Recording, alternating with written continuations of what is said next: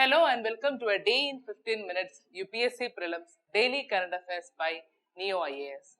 So today on 12th March 2020, our topics for discussion are Sir Creek, Young Scientist Program, that is UVICA, National Mission on Interdisciplinary Cyber Physical Systems, then United for Biodiversity Coalition, Valmiki Tiger Reserve and Gourd. Okay, so moving to our first topic, that is Sir Creek. So the news is that former Pakistan minister recalls a plan for Sir Creek Pact. Okay, so here first you have to know about Sir Creek. You know, Sir Creek, it's a 96-kilometer strip of water disputed between India and Pakistan in the Rann of Kutch marshlands. Okay, so originally it is named as Ben Ganga, and the Sir Creek, it is named after a British representative. That's how it got its name. Clear? So the creek, it opens up in the Arabian Sea and roughly divides the Kutch region of Gujarat from the Sindh province of Pakistan. Okay, so next you have to know what's the importance of Sir Creek. So apart from the strategic location, the Sir Creek, it is considered to be the largest fishing grounds in Asia. Okay, so that is one thing. And another importance is the possible presence of great oil and gas concentration under the sea. Okay, so these are its two strategic importance. So next about dispute. So the Pakistan claims the entire Sir Creek based on a 1914 agreement that is signed between the government of Sindh and rulers of Kutch. Whereas India claims that the boundary lies mid-channel as was depicted in a map in 1925 and implemented with pillars placed to mark the boundary. Okay, so this is the disputed thing. Clear? So next topic, it is about Young Scientist Program, that is UVICA, that is Yuva Vigyani Karikram. Okay, so that is UVICA. So the news is that the ISRO, it shortlists 368 student scientists for UVICA. Clear? So this UVICA, you know, it's a special program for school children and it is launched by the ISRO. And the program, it aimed at imparting basic knowledge on space technology, then space science, then space application to the younger ones with the intent of arousing their interest in the emerging areas of space activities. Okay, so the program, it also aimed at creating awareness among the youngsters who are the future building blocks of our nation. So the ISRO, it has chalked out this program to catch them as young.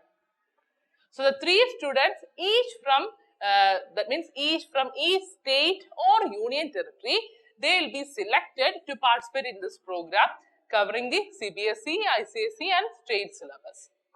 And about eligibility, you know, those students who have finished 8th standard and currently studying in 9th standard will be eligible for the program. And the selection is based on the academic performance and extracurricular activities. And students who are studying in India, including overseas citizens of India, they are also eligible for this program. So here please note that the second session of the program, it is scheduled to be held in May 2020. Okay, so these are the important points. So moving to our next topic, that is about National Mission on Interdisciplinary Cyber Physical Systems, that is ICPS. So the news is that the Department of Science and Technology, it has sanctioned rupees 7.25 crore to the Indian Institute of Technology, that is in Mandi, to establish a technological innovation hub under the National Mission on Interdisciplinary Cyber Physical Systems. Okay, so the major focus of the Technological Innovation Hub, it will be on the human-computer interaction research. That means where the projects will mainly focus on design and development of computer technology, that means interfaces, and Then the study of interaction between the humans, that means the users and computers. Clear? So, about this cyber physical systems. We know the CPS, it combines digital or cyber elements with physical objects. That means, example, machines, then autonomous vehicles, etc. And the data with capabilities of communication, data collection and processing, then even computing, decision making and action. Okay, so this we can say it's an integrated system involving sensors, then communication, then control, interconnected computing networks and data analytics.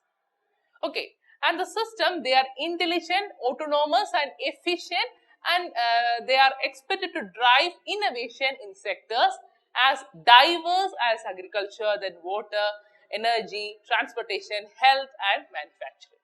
So we can say it allows organization to take timely and optimal interventions or actions. Clear?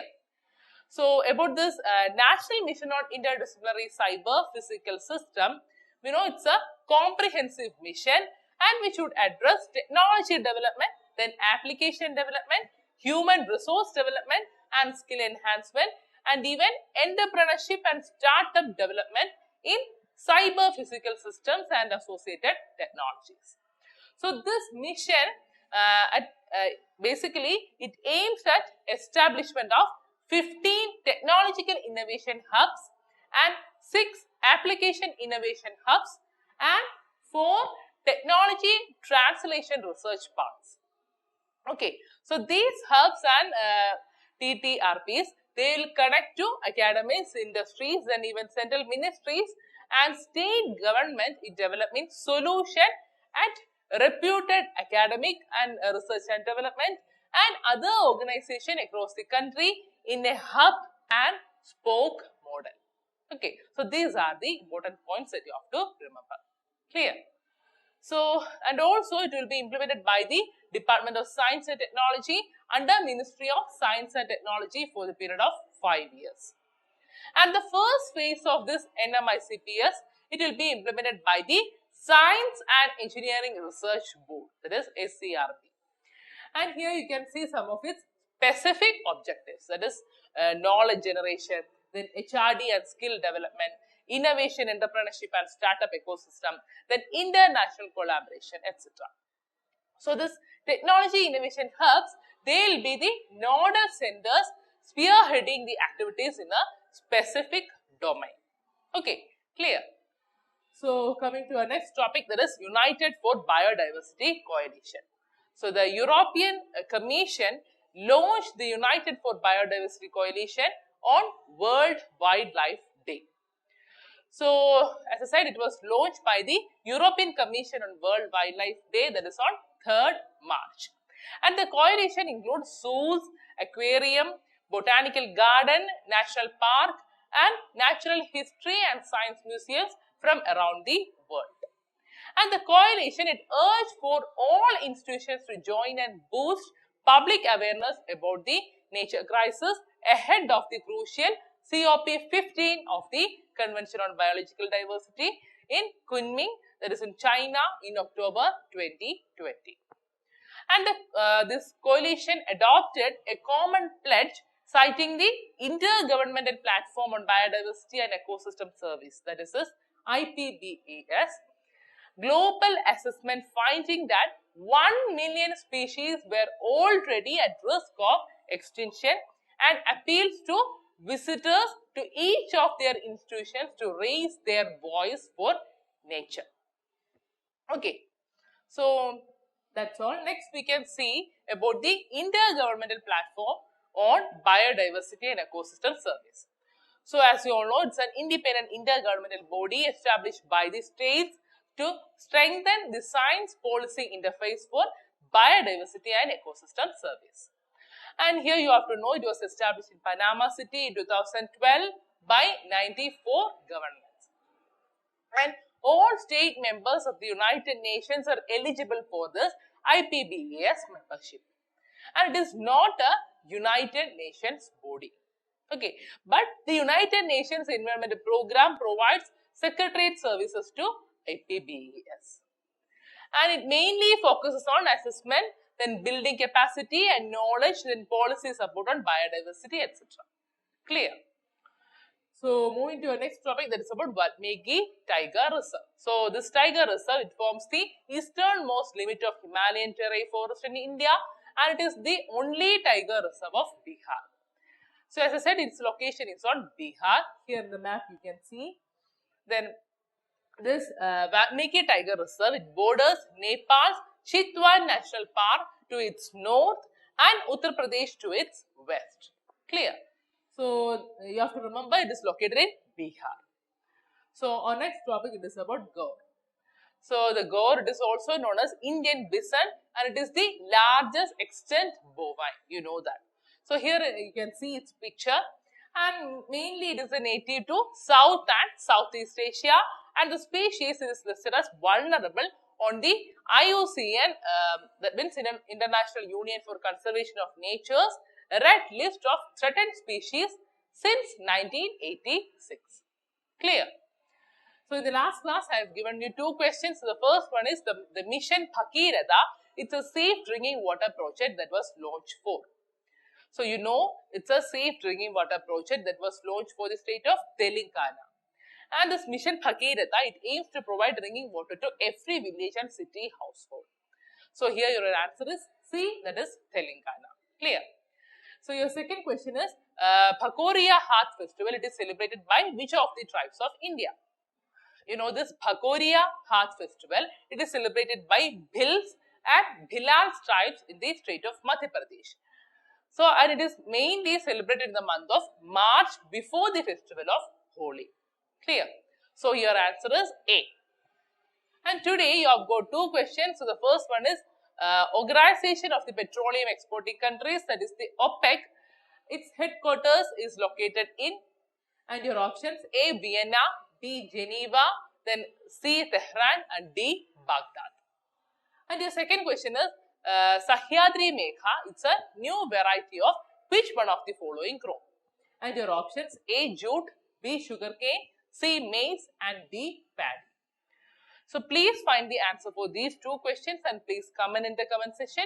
So, that's all for today, guys. I hope you enjoyed the session. So, if you have any doubt, please comment in the comment section.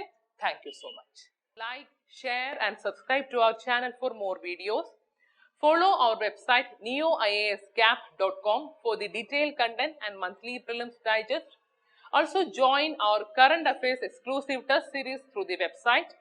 And finally, participate in the daily current affairs prelims infotainment quiz at our Telegram channel, that is Neo IAS Prelims, at 9:30 p.m. every day. Thank you.